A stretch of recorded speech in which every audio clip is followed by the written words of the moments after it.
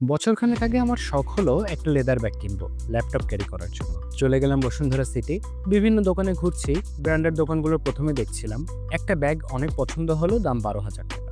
একটু কম দামে কিনবো বলে নন ব্র্যান্ডের দোকান দেখতে লাগলাম। হুট করে একটা দোকানে আমার আগের পছন্দ হওয়া ব্যাগটার মতো হুবহু একটা ব্যাগ পেলাম, দাম 5,500 টাকা। দুটোই মেড ইন চায়না, একই ম্যাটেরিয়াল, একই সেলাই। আমি কয়েকবার করে দুই দোকানে আসা যাওয়া করলাম আর ব্যাগ দুটোতে হাত বোলাতে লাগলাম। ব্র্যান্ডের ব্যাগটা কি কেন যেন বেশি ভালো লাগছিল, মনে হচ্ছিল প্রিমিয়াম, এমনকি চামড়ার গন্ধটাও বেশ ভালো লাগছিল। দুইটা ব্যাগই আইডেন্টিক্যাল হবার পরেও কেন এমন মনে হচ্ছিল? আসলে আমার মস্তিষ্ক আমাকে ধোঁকা দিচ্ছিল। এর একটা নাম আছে, দ্য শিভাস রিগাল এফেক্ট। দ্বিতীয় বিশ্বযুদ্ধের পর স্কটল্যান্ডে শিভাস রিগাল নামে একটা হুইস্কি ব্র্যান্ড ছিল, প্রায় বন্ধ হয়ে যাওয়ার পথে। সব ব্র্যান্ড দাম কমাচ্ছিল আর ওরা উল্টো দাম দ্বিগুণ করে দিল।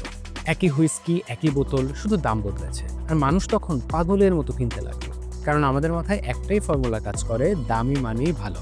বাংলাদেশের অনেক প্রখ্যাত শাড়ির পেজ থেকে আমরা যে সুতির শাড়ি কিনি 3,000 থেকে 5,000 টাকায়, সেই একই শাড়ি কিন্তু একটু খুঁজলে নিউ মার্কেট বা গাউছিয়াতে 1,000-এর কমে পাওয়া সম্ভব।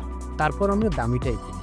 কেন? কারণ আমাদের ব্রেইন সবার আগে দাম দিয়েই কোয়ালিটি বিচার করে, যদিও বাস্তবে দুইটা একই জিনিস। তাই আমরা দাম দেখে নিশ্চিন্ত হই আর ভাবি দামি মানেই নিশ্চয়ই টেকসই। কিন্তু সত্যিটা হলো আমরা প্রোডাক্ট না, ব্র্যান্ডের গল্পটাই কিনে ফেলি।